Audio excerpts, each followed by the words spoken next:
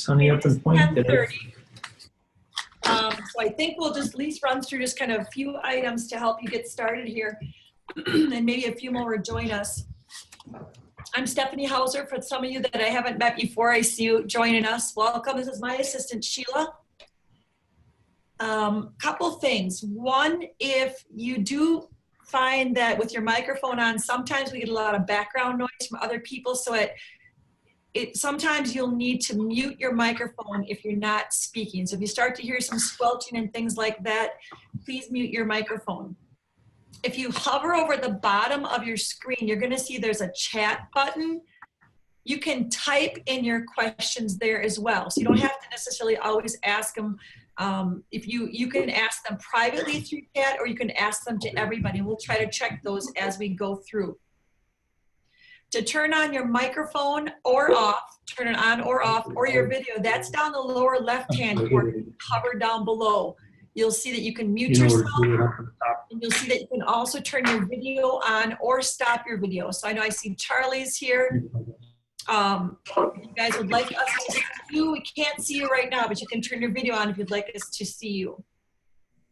The meeting is being recorded. So when we are done, I'll upload that and I'll put that on the gymnastics page, because we did have some ADs that could not join us at this time. So we'll include them via the recorded version of this. Also, if there are any questions that come up along the meeting that I cannot answer, I will get an answer from Wade Lebecki or from Dave Anderson, and I will make sure that I send that back to you. 1 second. Or call him. He's wondering what the meeting ID, if you could send it to him, Sheila. Thank you. Oh, no, he's on. Oh, he's got it. He's got it. Hey, Brad, are you there? Yep. Okay, I just saw your email, so you found your link. Yes. All right. Okay, so first of all, I just want to say thank you for joining us. I see some of you have some other school administrators with you. I appreciate you including them in this conversation as well. So the reason I invited you all to this meeting today is because I know that there are a lot of questions that many of you have regarding kind of how you're going to move forward, especially with the April 1st co-op deadline approaching. Now is the time you need to have conversations with those in your school district and also those as part of your co-op. So this is a great timing for this meeting to kind of prompt those conversations. I did share an agenda with you in your Google Drive. I'm going to share that right now as well. What I try to do is I try to embed the questions that you had asked in advance into that presentation. So hopefully you feel like I put them in a good place and that we're gonna address everything that you've got. And again, feel free to ask questions along the way. Can somebody just confirm that they can see my screen right now? I can see it, Steph. This is Thank you. All right, so one of the first questions we had was with regard to, from Eric, how would you add a co-op only division into the tournament regulations? Well, let's review a couple things. First of all, let's review the committee structure of not only how Eric's question would be addressed, but also how this current change that we're talking about has come to be. So this is the committee structure. This is how recommendations like this first get proposed and then ultimately get approved or not. So looking down here at the bottom, we had input from our Gymnastics Coaches Association and then our Coaches Advisory Committee that made this recommendation for this change. Now keep in mind, this committee has made the same recommendation, I believe at least three and possibly 4 years in a row that they have made this recommendation.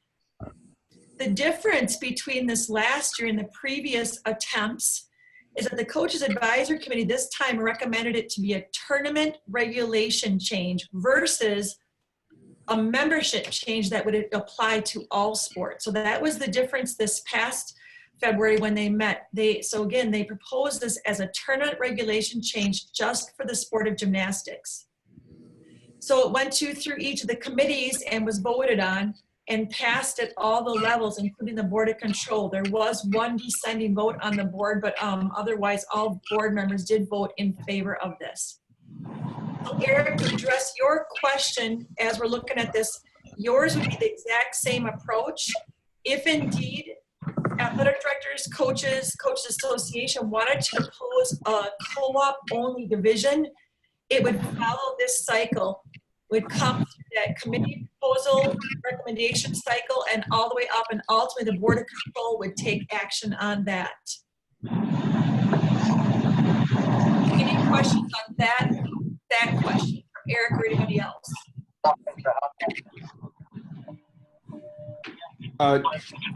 Steph, Yep. what kind of a timeline would have to be in place for that to supersede the ruling for next year already? I mean, is there a timeline that this could be pushed forward quick enough, kind of like how the shot clock was voted in and then turned away? Generally speaking, those are one full calendar cycle out because people need time to change.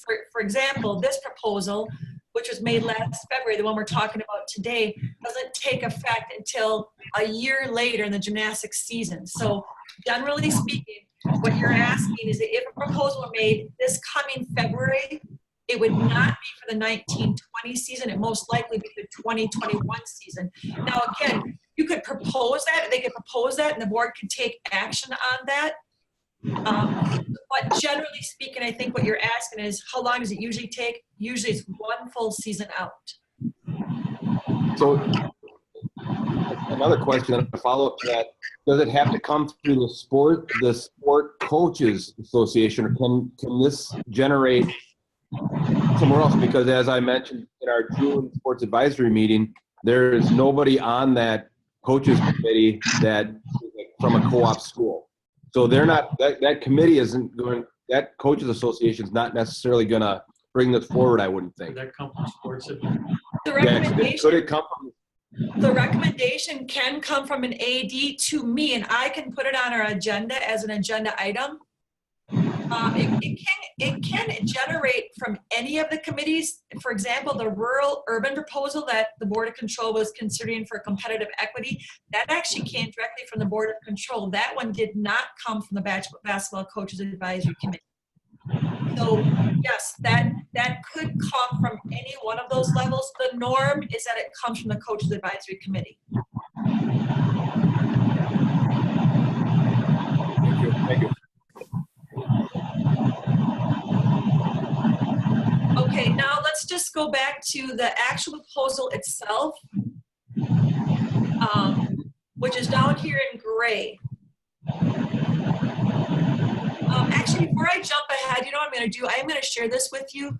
This is something that if you would like me to share it with you through the Google Doc, let me know. But this is something that the Gymnastics Coaches Association shared with the sports advisory in the different levels. And so ultimately, how it was voted on, this was the agenda that they presented, all the information and data that they gathered. So just to give you a small history as to why the board may have voted the way that they did, this is some of the information that was presented to them. They gave a quick history of co-ops, when they came into play, how they came to be, when it broke into two divisions. Reminder that overwhelmingly, when we asked superintendents, principals, and athletic directors, do you believe that co-ops have been positive? Overwhelmingly, people said yes, they have been. So co-ops itself are not really much of a concern to people. Co-ops, most people believe, are a very, very positive thing and can do a lot of good for a lot of different schools. So again, definitely in agreement that co-ops were a good thing. Now the question, when it came down to gymnastics specific, the results were a little bit different. Dave Anderson sent a specific question just to gymnastics schools asking about the proposal. And in Division 1, it was split 50-50, and Division 2 was overwhelming in support of a change. So again, when the question was asked specific to gymnastics, the results came back very differently. Just a little bit more history about the sport of gymnastics, and here is where I'm going to jump ahead. This is where we're going to see some of the questions. Somebody needs to mute their microphone. I'm not sure who it is, but I've got A lot of background noise. I'm gonna. Okay, I think I got it. I think it was Herms. Herm, you're muted for right now. You have to unmute yourself if you have a question. This is where the concern came mostly for the gymnastics coaches and why they wanted to try something different.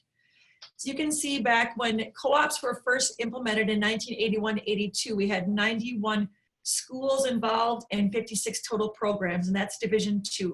In Division I, we had 91 total schools and 91 programs, so no co-ops.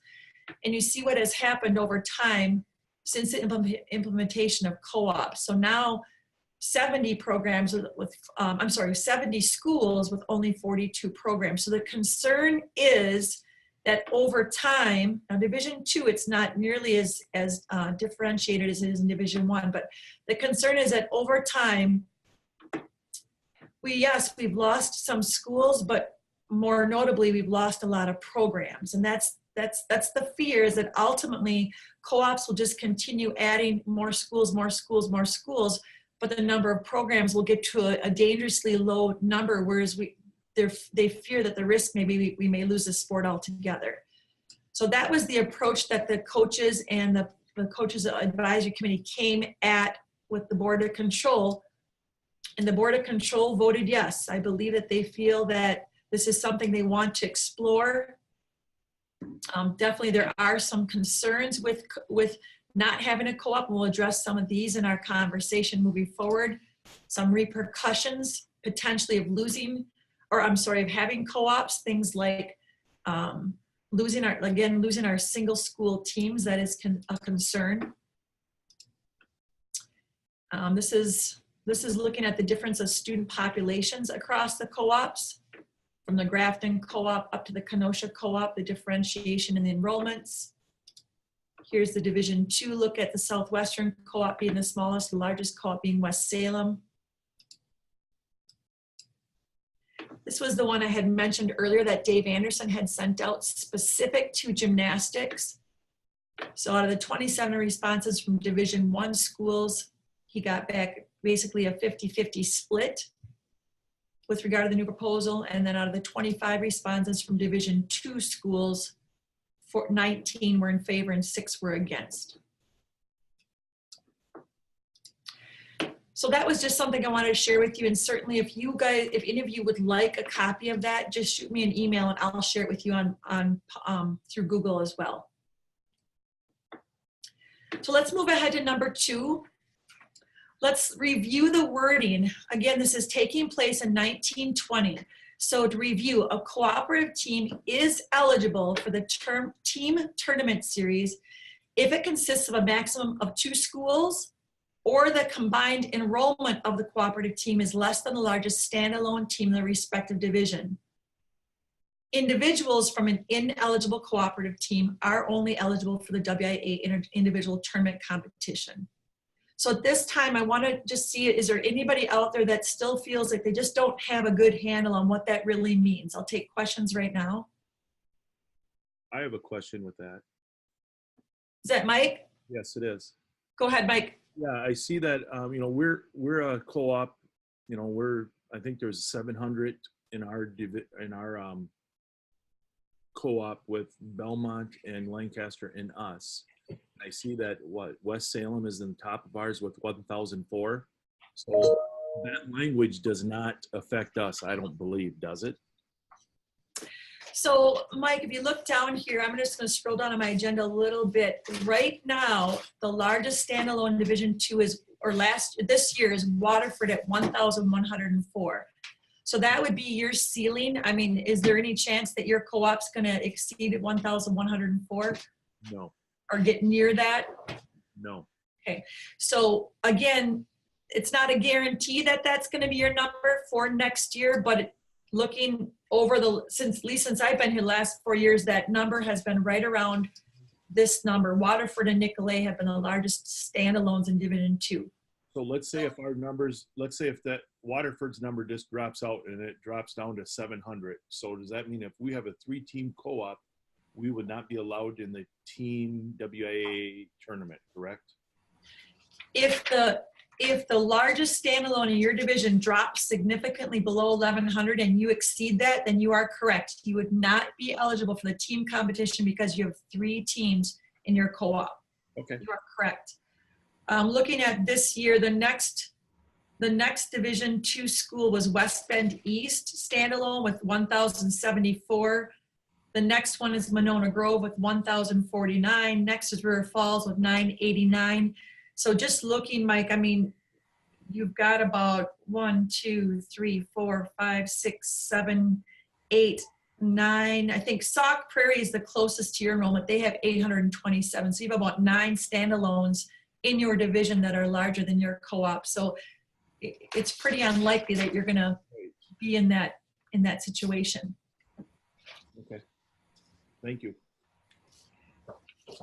Anybody else with questions on how this rule actually applies?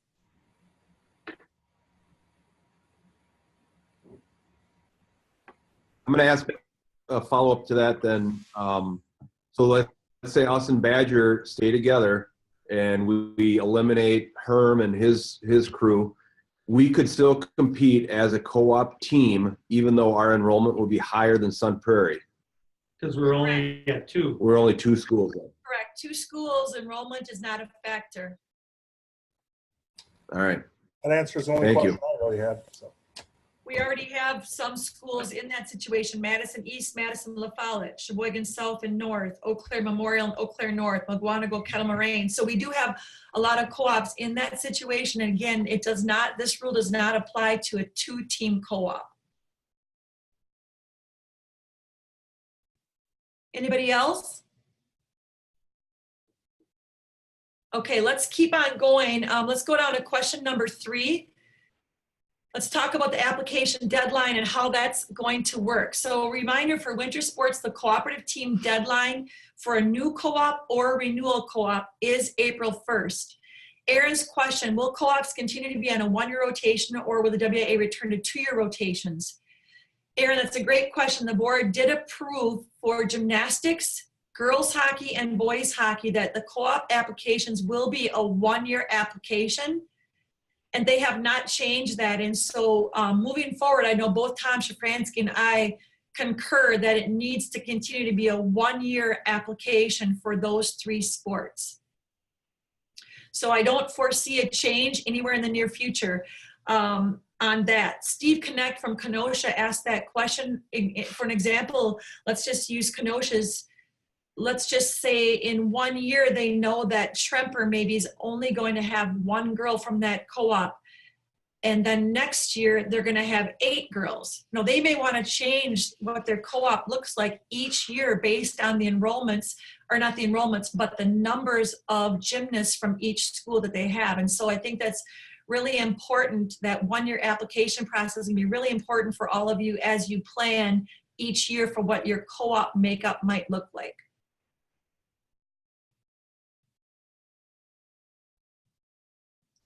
The second part of Aaron's question, part of it is irrelevant because we aren't going to be on 2-year rotation. But Aaron, I still want to address your question, because that divisional threshold certainly is not in stone. Now, if you'd like to see that change, we can ask the coaches to make that an absolute concrete benchmark instead of having it be something that fluxes each year. You know, for this year, we know that Sun Prairie was the largest D1 standalone at 23,809. We know that Waterford was the largest at 11,004. That could vary from year to year depending on which teams are the standalone. And so if you are one of those schools that is close to that and you have 3 schools and you're, Mike, if it ever would change, if your enrollment would really go up and you started to get worried about that, you're right, you'd have to make a decision. Should we get rid of one of our schools, or do we want to risk that we might be ineligible? So for right now, it is not a set number.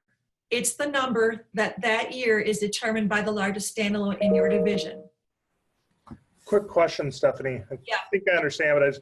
So April 1st, the co-op form is due, and we're at that on April 1st, our enrollment and default, and if we'd ever add a third team, whatever, is under that Sun Prairie number, am I okay then for the following year? Or is it, you know, like what is the, when are we using like the WIAA enrollment that's on the school directory? Because if I want to look, you know what I mean? So if I want to look to see what Sun Prairie's enrollment is on the directory, that's the accurate number, right? That's the number we're working off of. No, it's not. It's last year's. And so, Aaron, it's just like this is no different than divisional placement.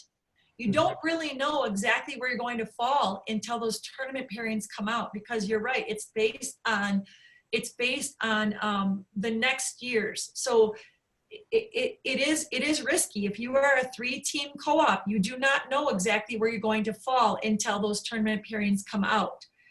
Now, if we would put, instead of have it be determined by the largest standalone, if the coach's advisory would go ahead and put concrete numbers in, that would take some of that uncertainty out. It still wouldn't help you with your enrollment, or I shouldn't say that, take that back. You'll know what your enrollment is. Nobody else knows what your enrollment is until those publications come out for the following year, correct? Yeah. But at least you would have a known ceiling instead of a ceiling that is in flux with each school's enrollment. I would like to see something that would allow us, I think, ADs to do a little more concrete planning ahead. I guess without knowing numbers, you know, we're luckily right now we're in a situation where we're just 2 schools in our co-op.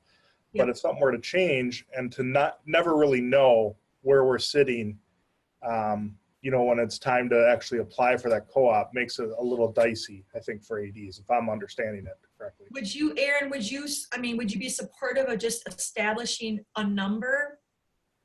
I haven't thought of it now, but I think I would, just thinking about it now off the top of my head. I haven't put a lot of thought into that, Stephanie. But we would, you know, again, this would come to the coaches advisory, which would be in February when they meet. I would like to see a number. It would make me feel a little better. You know, I can look at the last 10 years or even last 5, I can, of the largest standalone in Division I and largest standalone in Division II, and we can come up with a number that's going to be very, very close anyway. You know, 2,300 would be that magic number in Division I, and 1,100 might be that magic number in Division II. But I would personally feel more comfortable having a concrete number.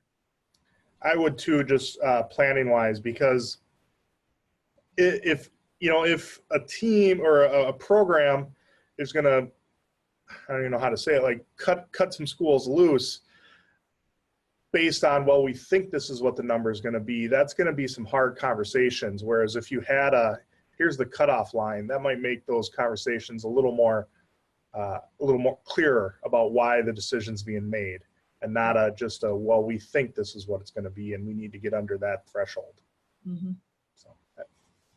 And we deal with a little of that right now with divisional placement. Yeah. I know when softball went to added the 5th division, we had some schools that you know, eliminated schools off of their co-op because they anticipated that they might fall into a higher division, and so they removed it. This is similar but a little different. Yeah. Because it's not just divisional placement; it's whether you're actually eligible as a team or not. I think that's a great idea, and like you said, I would like to see that proposal hopefully, you know, be brought forward and get voted on.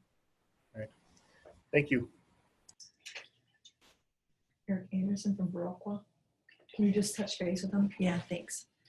Okay, let's just scroll down a little bit. I think we addressed Eric Anderson's question as well. Eric, are you with us yet?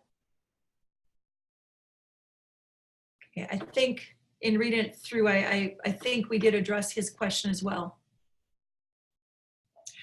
So for divisional placement, one thing I do want to clarify, when we put the divisions out next year, the 2018-19, or I'm sorry, right now we have 2019, 18, 19, we have 80 teams exactly, so that you can see how that was divided. We had 40 and 40 exactly. The enrollment ranges in Division I from 1109 to 7349 and Division II from 168 to 1104. I do want you to know that the divisional placements of teams will still be be done exactly the same procedure. So let's just, I'm gonna pick an example. Eric, let's just say that let's say that your co-op breaks into 2 pieces. Okay, so you break into 2 pieces. Now you have 2 co-ops instead of 1. I still have to plan for 2 teams. Whether you decide to stay together or not, wait, let me rephrase that because that's not gonna make sense. Let's go back the other way. Eric, let's just say you decide to keep your co-op all as 1 and you're gonna be ineligible as a team. Let's say you decide to do that. I still have to use your co-op when I'm planning for the divisional placement because your athletes are still gonna be competitors when they go to the sectional. So in other words, it's not gonna affect all of Division I if you are out as a team, because I still have to count you because your individuals are going to be eligible. Does that make sense to everybody?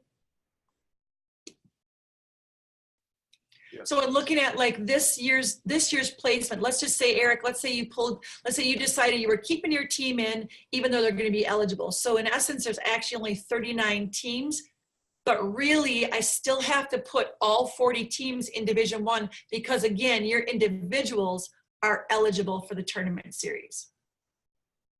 So it's not going to affect those divisional placements as much as you might think. If we do have a few of our larger co-ops that determine that they're just going to not be eligible for the team, I still have to count them because they are going to have individuals that are being placed in the tournament series.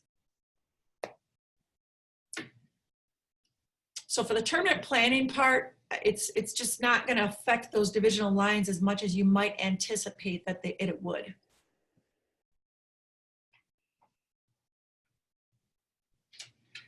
Let's talk about number 5. Well, no, let's go back to number 4. Okay, so those of you that are in co-op teams that have that multi-school structure, you have choices. You have choices to stay as you are and your enrollment exceeds, so you will not be eligible for the team portion, but you will be entered in just like you were, but you won't get a team score. Your individuals will be in the individual competition. Or your enrollment falls under the largest standalone and you're eligible for both. Your other option is B, break in a smaller portion so that no piece has more than 2 schools in it. I can't because my screen is shared, so then everybody can see that. Just shoot them an email with the link. Yeah, thank you. So now let's talk about how to determine, what kind of conversation should you be having to determine how you want to move forward. You know, Eric had shared some questions with a lot of you that I thought were really good thinking questions to kind of get those conversations happening. I pasted those down below. I think I added a few to those as well. Herm had some questions that we added in as well. Kyle sent a question this morning, some things to think about. So let's talk about some of those concerns. First of all, practice facilities and equipment. That is a concern, absolutely. It's a legitimate concern. Many of you have eliminated your own facilities and equipment, or you joined a co-op because you never had facilities or equipment. So that's definitely a concern. Please know that WADE will provide a scrimmage waiver if you want to share a facility with another team. We've done that very, very often in the sport of track and field, sport of swim and dive. What you would need to do is provide a practice schedule to WADE showing that, yes, your teams are in the same facility at the same time, but they are not sharing equipment. So they're not scrimmaging, they're not intermingling. So for an example, if you would break into a team A and team B, team A maybe would take vault and floor for the first hour of practice and then beam and bars for the second. And then team B would do just the opposite. So again, you just need to provide a schedule that shows to WADE that you are indeed in the same facility, but you are not scrimmaging.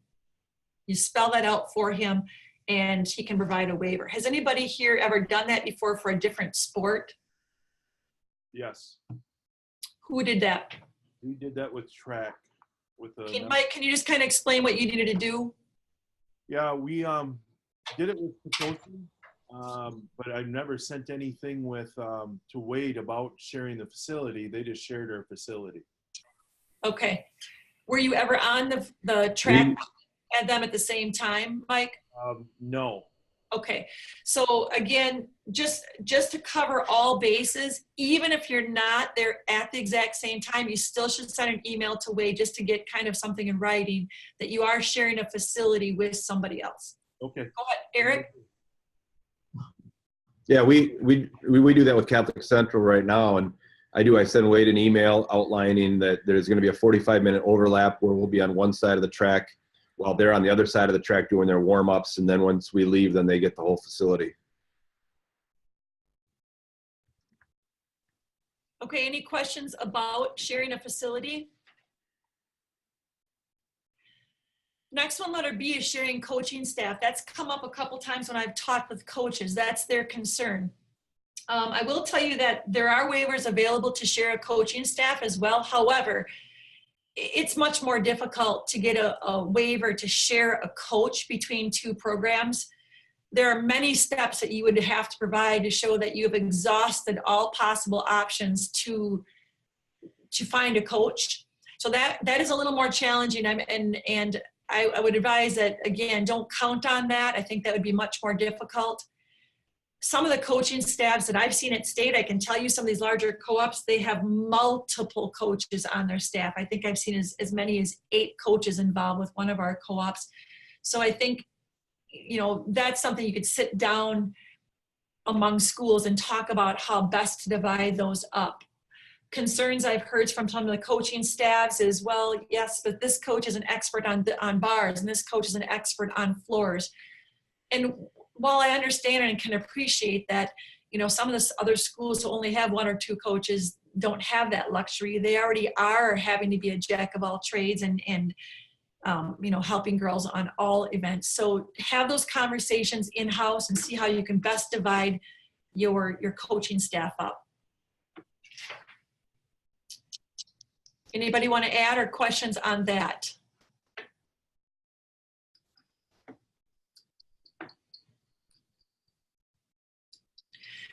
And I just shared Mike's question. Mike Coolidge asked, is there a minimum number of athletes needed for a team? No, gymnastics is similar to cross country, track and field, you know, several other sports, golf. There is no minimum number of athletes. Whatever you determine as a district is your team. You know, you know, you're not going to have that full team score, but certainly you can be a team of 1, 2, 3, 4, 5 athletes. That is your decision locally. Mike, if you did determine that you are going to have your own team, though, you would need to fill that application for the tournament series for your team.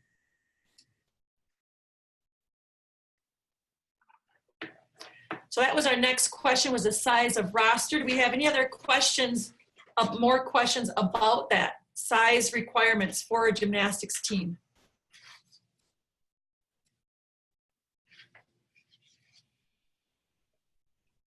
Kyle asked a great question this morning.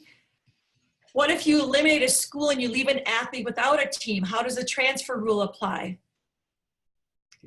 The transfer rule applies the same as it does for any other transfer. You know, if the girl is a freshman or a sophomore, those transfer rules are what they are, and all of you are well versed in transfer rules. The concern, I think, comes if she is a junior or a senior. And as Wade answered in the email this morning, if she were to transfer before that co-op is defunct, she would be eligible. She would have immediate eligibility at the other school in that co-op sport. And then I think Kyle asked for a follow-up question, when does that co-op actually expire? It expires at the end of that current school year. So transfer would need to take place before the last day of the school during the year that the co-op exists. Now, she would have, if she is an upperclassman, she would have restricted eligibility in the non-co-op sports. So again, she's got unrestricted eligibility in that co-op sport only if she's an upperclassman. The transfer rules apply as they do for any other athlete transferring schools. So I want to verify that then. So the Williams Bay kids, Union Grove, Badger, Wilmot, all those kids could transfer to us, open enroll, and they'd all be eligible here next year competing for Burlington. If they, in the sport of gymnastics, unrestricted, yes. In this, yeah, right. If, again, if they're a freshman or you'd have to look at the transfer rules, they might have unrestricted in other sports as well, depending on what grade in school they are.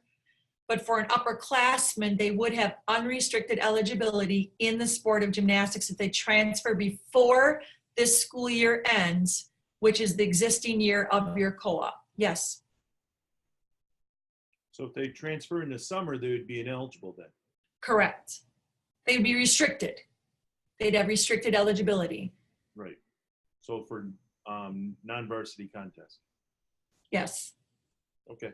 Unless they're an underclassman and they are transferring within the time frame that they have that unrestricted eligibility. But I think the concern is more for those upperclassmen, correct?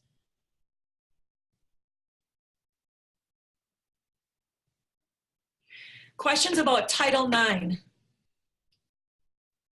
These are conversations that you definitely are going to want to have within your school districts before determining to completely drop or to add. You know, these are not conversations that I can advise you on. You would need to get advice from your own legal counsel within your own school district.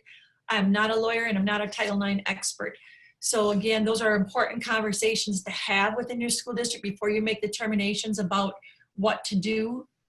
As far as, I think one of Herm's questions was, as far as on our end, I can't speak on behalf of WIAA. Again, I would need to consult with our legal counsel to, if you're specifically looking for an answer from us. But my advice to you is to make sure that you are having those conversations within your school district.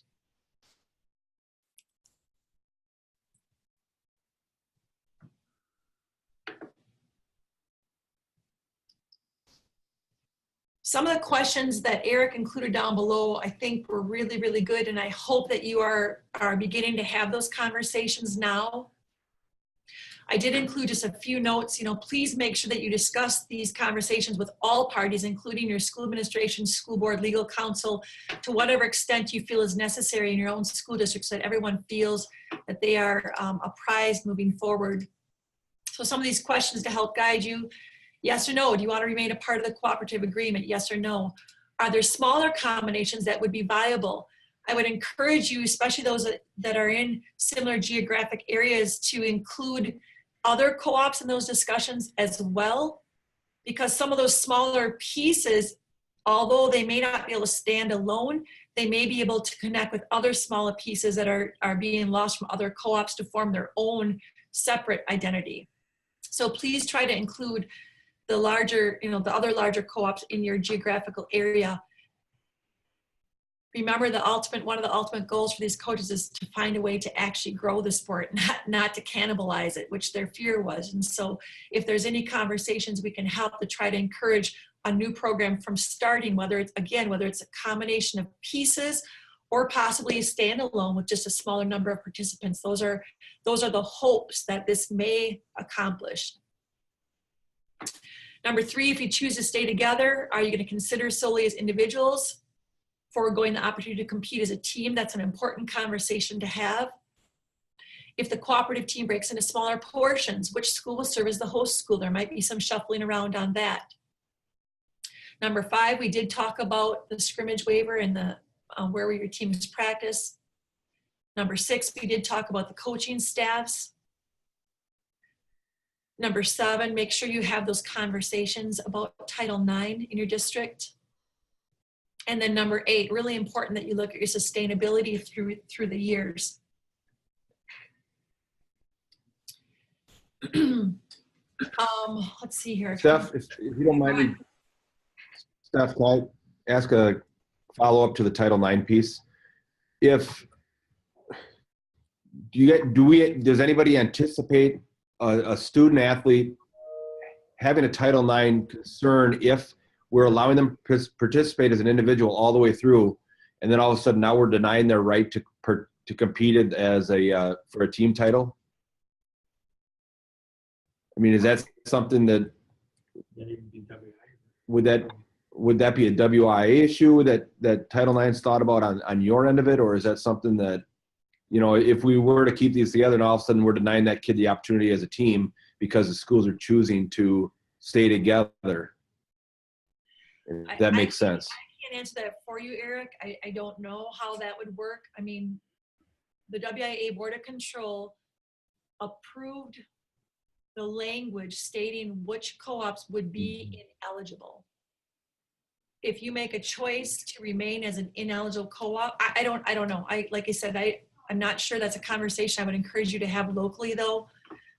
That's really an important conversation to have if you are considering staying together and being an ineligible team.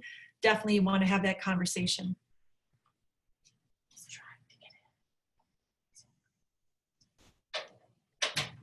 It'll be recorded.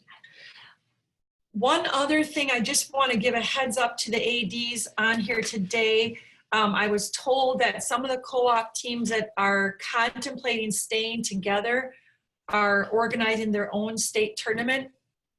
They're calling it an invitational. If indeed that is the case, I'm not going to encourage or discourage that, but please make sure that ADs are involved in that conversation so they understand when that has to be scheduled, and they can't schedule it during the tournament series and things like that. It has to be set up during the regular season as an invitational. So again, I just want to give you the heads up. If you haven't heard that, Scuttle, I have heard that. So ADs, make sure that you're talking with your gymnastics coaches so they understand the rules of scheduling and where that falls into the calendar and the maximum number of competitions and all of that.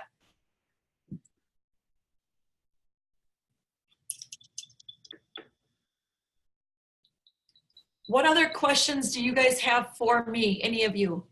Because I've covered everything that I had on our agenda. I think I addressed the questions that we had in advance.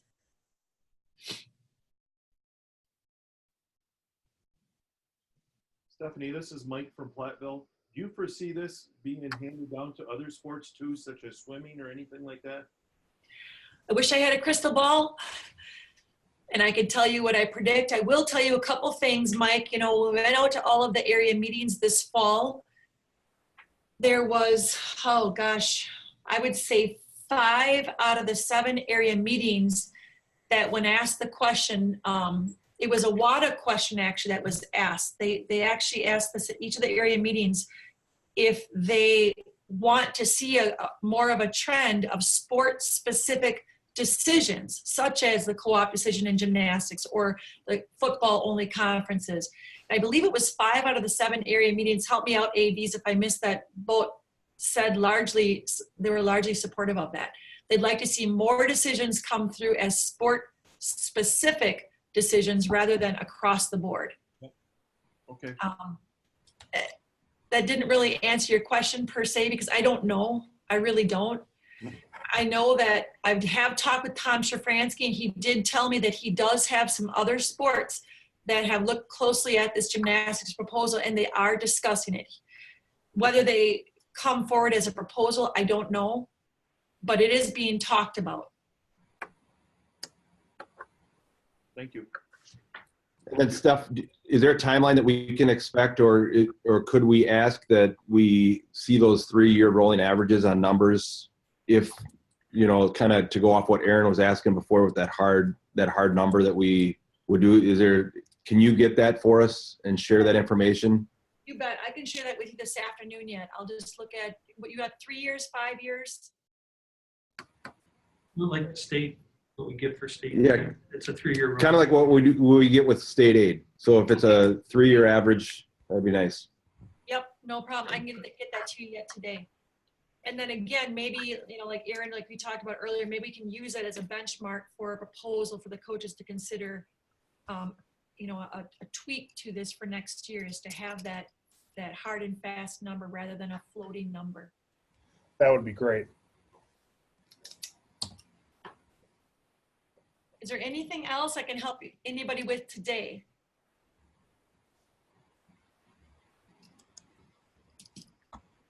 Okay, I will, like I said, I did record this. And so we will go ahead and put this recording on the gymnastics page for anybody else that was not able to attend today. So thank you for all of you that did participate. Thank you for the advanced questions. It really helped streamline and keep our agenda effective and efficient. Thank you for your time today, everybody. Feel free to call or follow up with emails if you have anything else. Thank you, Stephanie. Merry Christmas, everybody. Merry Christmas, Stephanie. Thank you. Bye.